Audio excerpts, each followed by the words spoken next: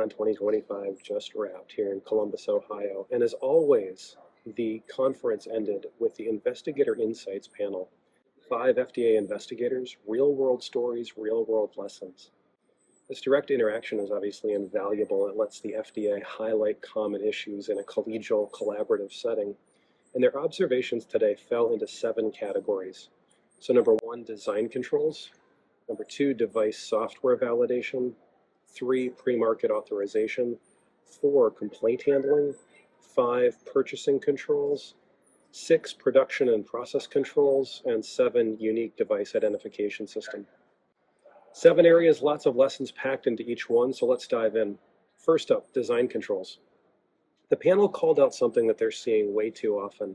Companies getting laser focused on checking the 510K submission boxes, but not spending enough time on the real heart of the matter, the technical, physical, and performance requirements of the device itself.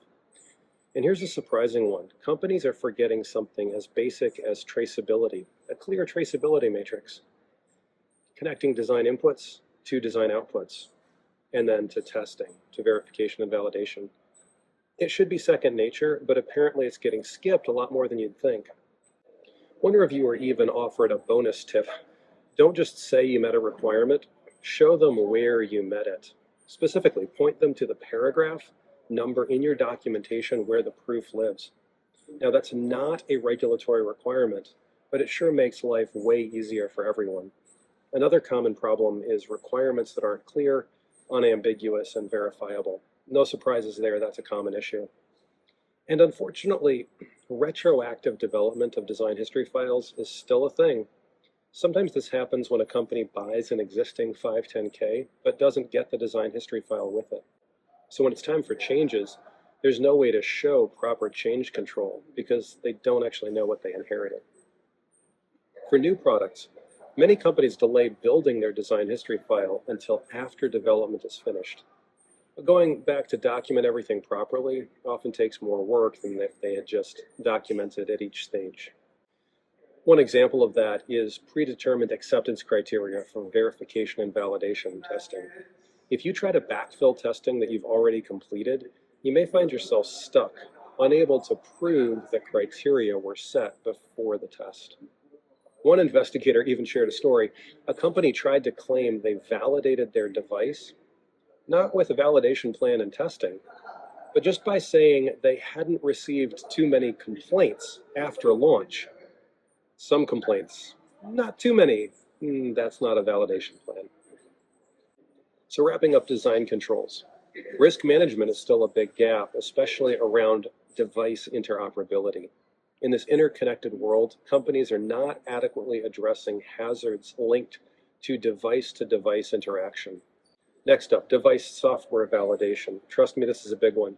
When it comes to software, companies often default to system-level testing. A user enters something, you check the behavior, and you move on. Good and necessary, but it's not enough because FDA expects testing at 3 different levels. Unit-level testing, the smallest pieces of code individually. Integration-level testing, which is how those units work together. System-level testing for the whole finished product. And most companies only focus on system-level testing.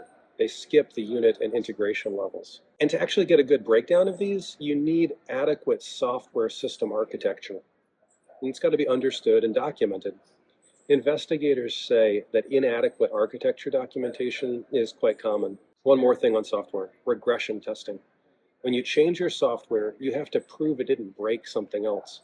FDA says they're seeing weak justifications for regression testing over and over again. Next up, pre-market authorization. Design changes happen. That's completely normal. But knowing when a change is okay to just document versus when you need a new pre-market authorization, it's critical. Software updates, bug fixes, improvements, these can trigger a need for a new clearance. So can marketing claims that go beyond the cleared intended use. And speaking of exceeding the intended use, years ago, Kim Kardashian got in trouble for making off-label claims about a drug on social media. Well, that kind of thing is still happening. And if you have any control over a social media account, you're responsible for the claims made there. Now let's talk about complaint handling. and why outsourcing is not a magic fix for complaints. We've heard a lot of companies are centralizing or outsourcing their complaint handling and medical device reporting activities, but it's not going as well as hoped. Some problems. Returned product and, quote, inquiries are being treated as non-complaints.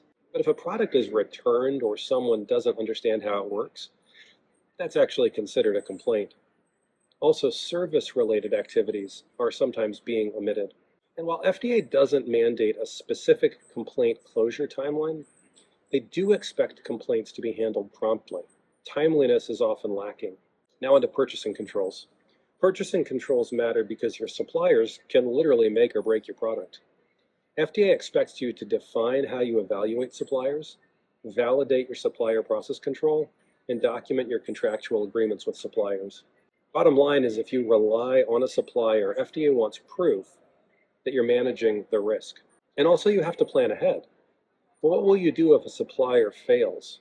What if they deliver a mix of acceptable and unacceptable parts? How do you track and respond to that?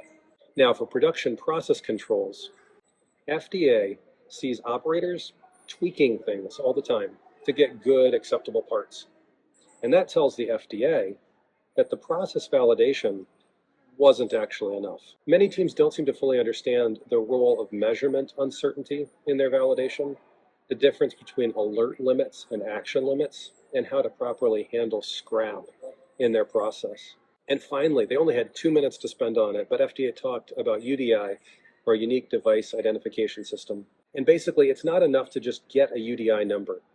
You have to register that number in the Good ID database and place it on your labeling. And this one is little known. You also have to reassess if your device changes, a new UDI might be required.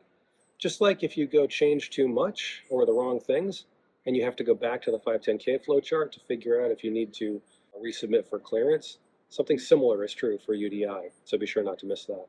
And there's your whirlwind tour of FDA's investigator insights, straight from the always fantastic MedCon 2025 in Columbus, Ohio. If you found this helpful, please like and subscribe to MedTech Crossroads. We've got more coming your way soon.